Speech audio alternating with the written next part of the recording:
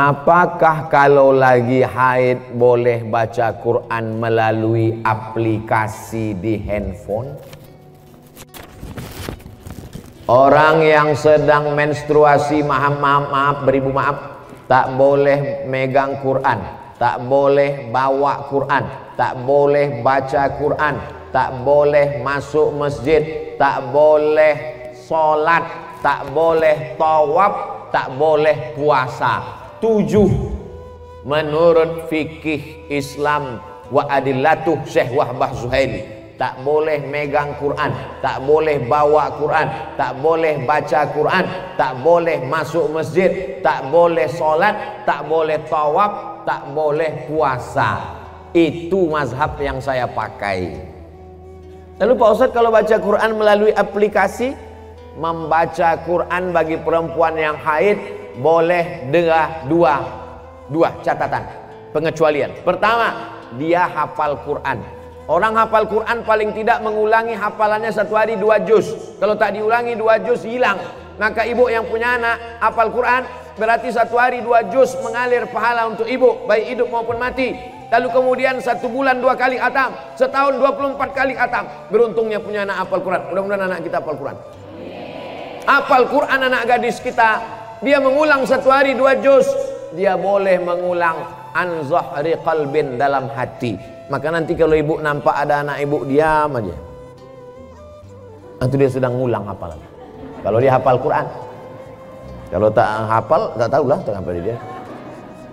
Yang kedua, guru boleh membaca walaupun sedang haid, tapi ayatnya potong-potong. Guru tahfiz di pesantren. Anak-anak baca ya, innallaha la yastahi ayyab riba, potong-potong, dibacanya pangkal. Silakan baca innallaha la yastahi ayyab masalam faham. Tak boleh dia baca normal macam orang yang sedang dalam keadaan suci, karena Quran itu suci, sedangkan dia dalam keadaan haid, dalam keadaan kotor secara spiritual, bukan secara zohir.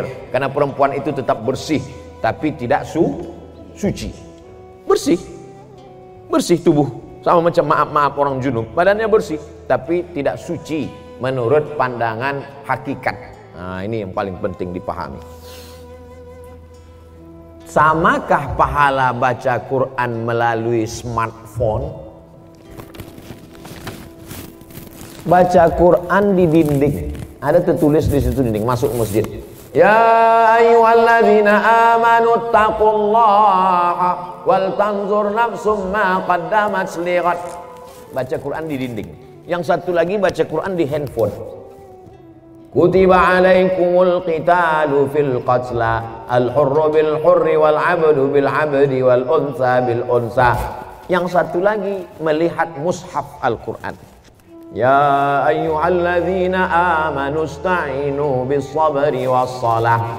Melihat mushaf, melihat handphone, melihat dinding. Pahalanya bukan dilihat kau baca Quran dari mana, tapi yang dilihat adalah lafaz di mulut dan di hati. Mulut fasih, tahsin, tajwid, hati ikhlas. Walaupun kau baca di pelepah kurma. Ada Quran zaman sahabat Nabi, Quran macam kita dicetak sekarang? Mana ada? Pakai resleting pula lagi. Kenapa kau tak pernah baca Quran ini? Saya sebetulnya mau baca Pak Ustadz, terus resletingnya macet terus tiap hari. Oh, kasihlah minyak jelantah. Dulu Quran ditulis di pelepah korma, di tulang onta, di batu apa namanya? Batu lepes, batu ceper macam piring, ditulis. Jadi Quran tidak dilihat di mana, mau di kertas. Kertas adanya bambu yang ditumbuk, bambu, tahu bambu? Buluh, ditumbuk halus jadi bubur, dijemur. Itulah asal muasal kertas dari Cina. Lalu kemudian ada kertas satu lagi di Mesir, pohon bardi, tumbuhnya di tepi sungai Nil, disusun-susun melintang membujur, dipres pakai tanah liat, dijemur. Namanya kertas papirus. Kertas paling tua 2, satu dari Mesir, Fir'aun, satu dari Cina. Lalu kemudian barulah belakangan datang kertas masuk ke kota Makkah. Jadi Quran ditulis di kertas, di batu lepes, di tulang onta, di pelepah korma. Yang dilihat bukan baca di mananya, tapi yang dilihat adalah pelafazan mulut dan keikhlasan hati. Ini Qurannya bukan main lagi, mahal minta ampun. 30 juta harga Quran. Diletakkan di lemari tamu di depan. Setiap tamu yang datang menengok macam menengok kucing. Bukan Quran itu yang mahal. Quran mahal adalah Quran yang dibaca. Seorang ibu mengajarkan anak-anaknya sambil masak pagi. Tak ditengoknya pun Quran itu sambil masak. Bismillahirrahmanirrahim. Wadduha wallaili idza saja. Ma wadda'aka rabbuka wa ma qala. Walal akhiratu khairul laka minal ula. Sambal belacan ditengoknya. Tapi Quran yang ibu ajarkan ke anak ibu itulah yang dibawanya sholat. Usahakan ibu yang membacakan Al-Fatihah ke anak ibu. Supaya apa? 17 kali sehari pahalanya mengalir ke ibu. Ibu yang membacakan Fatihah ke dia. Yang belum membacakan, balik dari sini nanti, bacakan. Yang balik sekarang, nanti habis acaranya. Nak, baca Fatihah nak. Bismillahirrahmanirrahim. Itu hanya kurang halus sedikit. Bismillahirrahmanirrahim. Alhamdulillahi rabbil alamin. Rohnya kurang tebal sedikit. Luruskan bacaannya. Kapan kelingking ibu masuk ke celah kakinya saat mengajarkan dia berwudu, masuk air ke celah kaki? Kapan ujung jari ibu masuk ke celah telinganya saat mengajarkan berwudu?